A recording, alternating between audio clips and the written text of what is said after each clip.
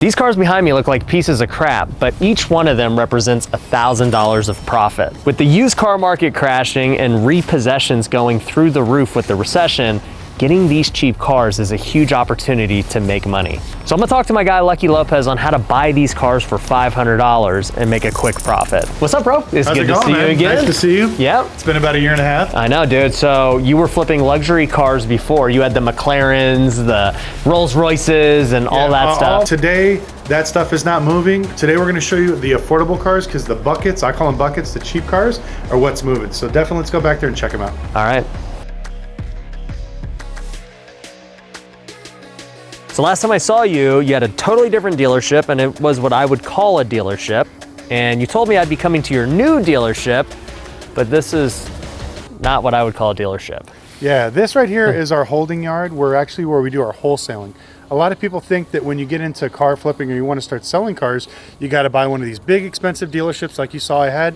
What we did is, as the recession is kind of slowly coming upon us, we rented this lot. We got about 1.5 acres here, and it's full of cheap, affordable cars. Because on my channel, I flipped a lot of nice cars, I did classic cars, but right now the thing that's gold is cheap, affordable cars. And I want to show you guys kind of around how we fix them, how we buy them, how we sell them, and where we get the cars from. All right, so let's start with these cars. What are we looking at here? So these are all cheap, affordable cars that we picked up from multiple places. So for instance, this Avenger, we actually got from a pawn shop. A lot of people don't know this, but you can actually buy cars from pawn shops. Okay, how much did you pay for that? This particular unit, I think we paid a little over $1,800. Retail on it is somewhere around like $4,300. Everyone's gonna hear this and say, like, well, that's a lot of money, you're gonna make it. We're actually gonna wholesale it. So wholesaling, I'm probably gonna make maybe $3,100 on it, so about $1,000 less. But it's quick, it's easy, we're gonna clean it up, put it up for sale, and get rid of it. So wholesaling, just so the viewers know, would be you selling it directly to another dealer. You're not going to the end buyer. Correct, yeah, because like, you know, when you start wholesaling, you only are allowed to sell to either licensed dealers or you have to take it to the auction. We're not allowed to sell to the general public. So what about like this Chrysler? This beautiful Chrysler right here, we paid $350. Okay. This car was actually left at a body shop. The customer was gonna paint it, left it there, never picked it up. So we actually go door to door and we knock, and almost a system similar like yours, where we build a network of people that sell us cars. This one was left, the body shop put a lien against it. I paid for the paperwork, $300. I got a 2005 Chrysler 300. It runs, but it's ugly as hell. It's got 200 miles, but I'll tell you what, we're gonna turn around, take this to auction, maybe get $1,800 for it. So I'm looking through all these cars. You got the Kia, the Chevy. They all say repo. Yes. So repo for us is like a foreclosure in houses, right? Like Correct. It just couldn't pay the bill, bank took it. Yeah, so these units right here, we actually got from a title loan store. Okay. So once people go out and they take their titles, they borrow money against them, they have two options. They either pay the loans or they wind up forfeiting the cars to the customers. We get a lot of really great deals from a lot of title loan companies because people just don't want to pay them. A lot of these people use this money to buy another car that's newer. So they'll borrow money against it and they leave the cars here. So all these ones came from random title loan companies here in Las Vegas, which is another great place to buy because a lot of people think you got to have a dealer's license and you got to go to the auction to get all these deals. Every car that I'm going to show you out here, none of them were purchased at an auction. They're all purchased through basically a network working with people outside of the auction. All right, so I'm partial to this one because in 2012, the Hyundai Veloster was the first new car I ever bought in my career. It was like the first car I bought for myself. It was blue, just like this. And I paid like $20,000 for it. Right now I was like, I got such a good deal. You know, I'm so hyped about this car. I drove it for 6 months and I was like, this is the stupidest, worst car ever. And I traded it in for a loss. But this one looks pretty good compared to all this other stuff I'm seeing. Yeah, well, this one actually has a new motor from Hyundai. What happened was they took it to the dealership and gave a deposit on actually fixing the car, and the guy never came back with the rest of the money. So the bank had to go and actually pay the dealership for the repairs, which was I think another $3,000. The guy owed $5,000, and they're like, look, if you go pay the actual dealership for the repairs, you can have the car out free and clear. So I went, paid the $3,000, picked up this car, and so I got a brand new engine on a car that has I think 86,000 miles, and it's probably worth maybe about seven and a half. It's one of those things where, same thing, you don't have to go to the auction to buy deals. All right, so I get the picture of these cheap cars, and we can go over more how to get those deals later on here. But I'm walking through here, and I see an H3 Hummer, which I want the new Hummer EV. That thing is like one of my dream cars, yes. Super sick. And then I see this Land Rover with a Jurassic Park logo. These don't fit the business model. What's going on here? Yeah, so I still buy out of this circle a little bit. We'll buy some classic cars, some exotics, but I've been staying away from exotics because the market's dropping. But stuff like this that's so rare and collectible, yeah, you could always make money on it. And so I tell most people when you first get started, we want to keep to those cheap cars, but every once in a while you get one of these deals that just jump up. Like I'm sure you've seen a luxury home, like, well, yeah, should I buy this? It's a lot of money, but you know yeah, you're gonna make some good money on it. So I saw this thing, had to have it. It's a Range Rover Defender. There's only, I think, 2,500 of them in the U.S. They're very rare. With the Jurassic Park, or? Oh no, just in general. Okay. This Jurassic Park was somebody put it on there, but okay. I think by the time we fix it, we're actually going to do an LS swap on this one. So the way you see it right now, it looks great. It's going to look the same on the outside, but we're going to do a complete American drivetrain, and we're actually going to switch because if you look right here in the glass, yep, it is a right-hand drive. So yeah, we're going to make it left-hand drive. I think we'll be into it maybe 28,000. We're gonna try to sell it for about 65. Oh. So every once in a while we do dabble. This is more for the YouTube and, yeah, and having fun because I enjoy it. But once you get started in the industry, you can literally pivot to so many things. Like I've watched you, like you've done condos, you've done houses. Wherever there's money to be made, it's the same thing in the car business. If I can see we can make some money and have some fun at the same time. Yeah. But I don't know, was that last house you flipped, you ended up moving in with you and your wife? we're still flipping it. Oh, so, okay, yeah, because like it's only $500,000 over budget. Oh, that's it? Oh, okay. Yeah, so I hope that this one ends up much better for you. All right, so a lot of these aren't in too bad a shape from what I see, but what are you doing over here and just all these other cars I see in the shop?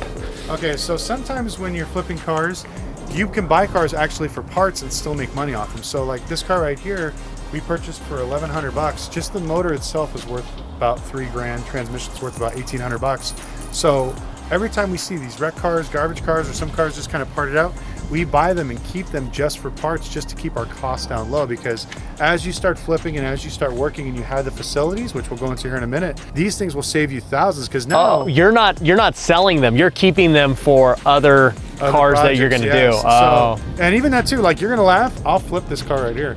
People as is, yes, because I'll be like, I bought it for this, I'll turn on, sell it for $2,000. Somebody that needs that motor, that probably got a call from one of the junkyards, that $1 to $3,000 for it, he'll be more than happy to pay me $2,000 for a complete car with the title. Well, what about once the motor's removed and everything of value is taken from it? Does it just become scrap metal? Like, how do you get rid of it? There's two options. One, we can send it to the scrapyard because we actually sell, if you look right here, we actually bought this part. This is a body part from a junkyard. We paid $1,300 for it. So just this piece right here, we paid $1,300 for it. And this car's got both quarter panels and side skirts that are good. So even though we could scrap it and you think there's no value left on just a skeleton of a car, just the shell is worth money. So we'll sell it to the junkyard. Last will be the actual recycler. They'll buy it for scrap metal, but they buy it for like $75. Yeah, this reminds me a lot of Liver King, how he doesn't waste any part of the cow. So yeah, exactly. we try to save every single part of the car because every dollar we save equals more profit. Yep. So I understand buying cheap and you got to do some fix-ups and everything. How do you lose money when you're buying a cheap car? One of the biggest things is not having a Recon facility, which we're going to show you right now.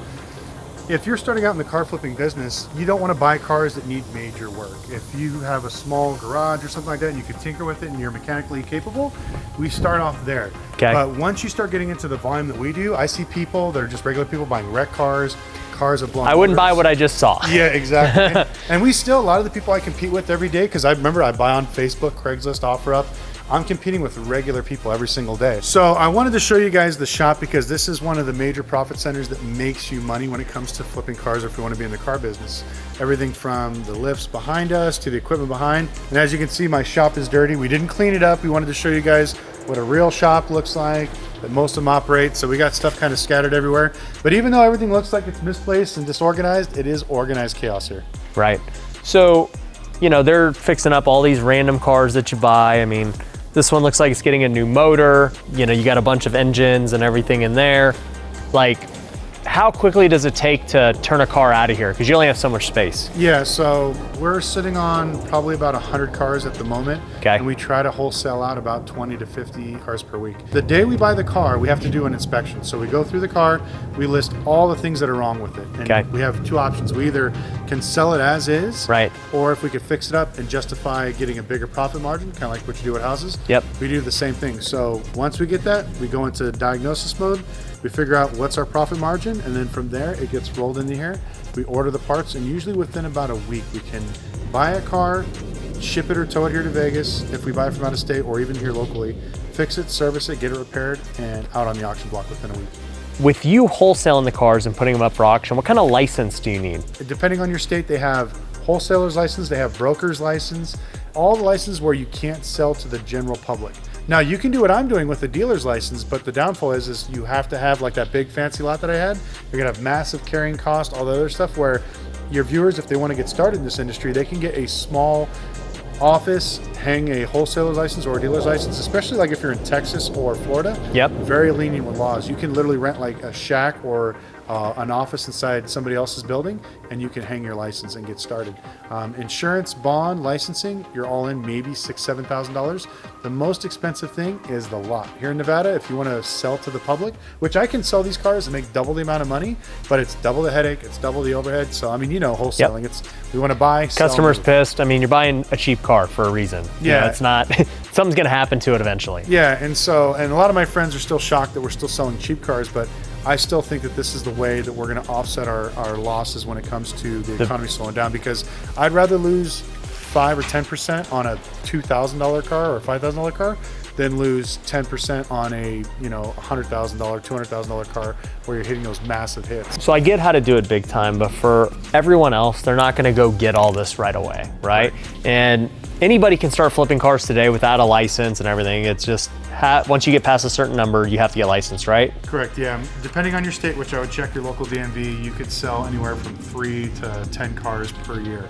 So before you go out and spend a bunch of money on something like this, I recommend people buying a few cars, fixing them up, and then selling them on like Facebook or Craigslist just to get started. Yeah, and then you could do it with your brother, you could do it, your mom, correct, your dad. Yeah. You try it a few times and then learn the skills along the way. So if you really want to get into this business, even if you're not a mechanic, you want to learn about maybe working on cars, the parts. You want to learn about marketing, because marketing, whether you do cars or you do real estate, is something that's definitely important. If people went that route, they wouldn't be able to sell it to the auction though. They'd have to resell it back on Craigslist or Facebook or whatever, right? As a private person, you can actually sell to dealers. So there's a lot of people that broker deals. There are people that are called buyers that are just like in the real estate industry. They go out, they find deals, and they comb the internet. Hey, I found this great deal. I negotiated the price. Let's say they had a brand new Escalade. They wanted $90,000. I got them down to $85,000. I'll go to a dealer that I know and say, hey, I have this great deal for $85,000. You want to buy it? Give me a $500 commission. Mm-hmm. And dealers will actually pay you to go find cars for them. So you're like a bird dog. I mean, this is very similar to wholesaling real estate. You don't need the $85,000 to go buy it. Yeah. You just have to send them the deal. Yeah, and so when all these people are complaining like, oh, I need all this dealership, I need hundreds of thousands of dollars to get started. No, you don't. You just start knocking on doors, get into the auto industry that way is usually the easiest way. And I tell the second easiest way is just going to work for a small used independent car dealership, do some sales, and then start looking at buying cars and then sell it to the dealership that you're working for. A lot of them will actually train you to become a buyer. They'll teach you how to buy cars, fix cars, sell cars, and eventually as you get better at it, you can go out and invest in either a license, or if you want to become a full-blown dealer, you can. So to make the steps easy, for me, what I hear is step one, go out there and find deals. You can look on Craigslist, you can look on Facebook Marketplace, OfferUp, you can go to the title loan agencies and pawn shops. Just try to find deals. Correct. Step two, you don't need a license right away. You can go sell those deals back to dealers, back on the marketplace, whatever the case is. Do that a bunch of times, see if you like it. Yeah. From there, see if you want to make it bigger. Yeah, that's pretty much it. I mean, no matter what the market is, there's somebody out there. We have a funny saying, there's an ass for every seat out there. So go buy something and sell something.